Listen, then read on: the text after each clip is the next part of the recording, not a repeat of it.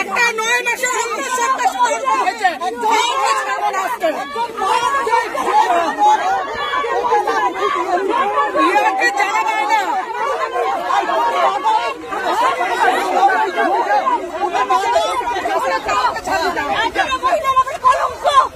একটা মহিলা গর্ভবতী আজকে এই অবস্থা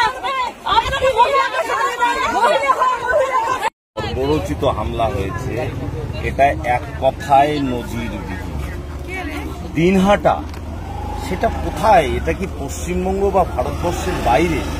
মানুষের মতামত জানানোর কোনো অধিকার নাই। এইখানে সাধারণ কর্মীদের উপরে যে নির্যাতন চলছে, বিশেষত বিজেপি কর্মীদের উপরে, তার কোনো প্রতিকার নাই।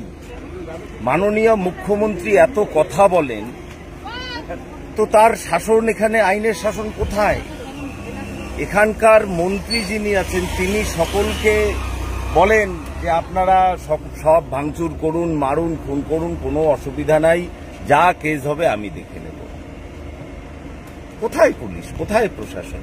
আপনারা দেখলেন যেভাবে মলিনা বর্মনের বাড়ি ভাঙা হয়েছে, একটা প্রান্তিক রাজবংশী মহিলা, সে কি না সে ভারতীয় জনতা পার্টির মণ্ডলের মহিলা মোর্চার সভানেত্রী, তার রান্না করা ভাতের হাঁড়ি সেটা ফেলে দেওয়া হলো, ডাল সবজি ফেলে দেওয়া হলো, তার ওভেনটা ভেঙে ফেলে দেওয়া হলো, তার ভাতের হাঁড়ি ভেঙে ফেলে দেওয়া হলো, তার যে যতটুকু আসবাবপত্র আছে, একটা শোকেস, সেটাকেই আলমারি বলতে পারেন, সেটাই শোকেস, সেটাই সবকিছু, সেটা ভেঙে ফেলে দেওয়া হলো।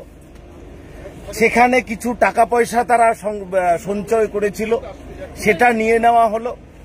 একটা শ্বশুরবাড়ি থেকে আংটি আর একটা ওই মঙ্গলসূত্র দিয়েছিল, সেটা নিয়ে নেওয়া হলো।